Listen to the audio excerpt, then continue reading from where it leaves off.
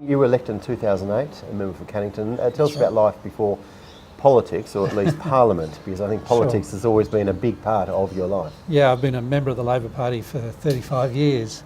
I was State Secretary of the Labor Party before I went into Parliament, so I'm probably the ultimate insider. I always say to people in business that when the Liberal Party complain about apparatchiks in the Labor Party, they're talking about me. So I'm an ex-union official, ex-rank and file unionist, joined the Labor Party as a young bloke. I lived overseas as an exchange student. I lived in Indonesia as a teenager, so that was really interesting.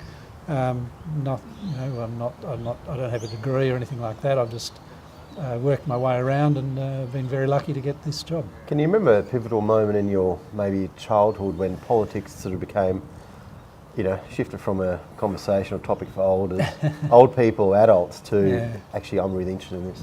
Yeah, look, my family, we always grew up talking about politics. It was something that was always at the kitchen table.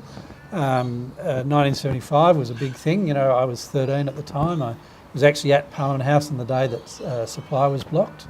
And 1972, I was obviously only 10, but my brother had been in national service, and we went to his passing out in Wagga, and watching the program unfold with Whitlam's victory, we knew that my brother was going to come out of national service. So from a very young age, I really understood that politics affects everybody's life. Talk us through that decision-making process and whether indeed it was a tough decision to stand in 2008 and move out of the union movement into... It was time for me to leave being State Secretary. I've been State Secretary for 7 years, so I'd had my opportunities, and I always joke that I should have left in the July. It wouldn't have changed the election result, it just wouldn't have been my fault.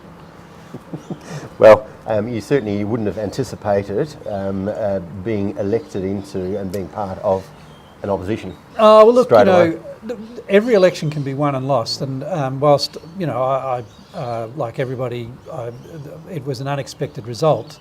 It's not an unreasonable result. I mean, I always say that the electorate always gets the election correct. Now, that's been misinterpreted by some journalists to mean that I supported a particular decision or another. That's not what I'm saying. I'm saying it's a democracy, so you have to accept that the people get to make the decision, and whatever that decision is must be the right one. Done a decade in Parliament now. What would you consider your achievement or what you'd like to be known for so far? Sure. Well, look, the thing I'm most proud of is the sort of stuff that I do in the electorate. I mean, there's a particular guy that had a real problem with his home. It's a long story, but I got that fixed, and that was a great joy to see that resolved. That's the sort of thing that really, helping people with immigration matters. These are the things that really keep you motivated to come to work each day.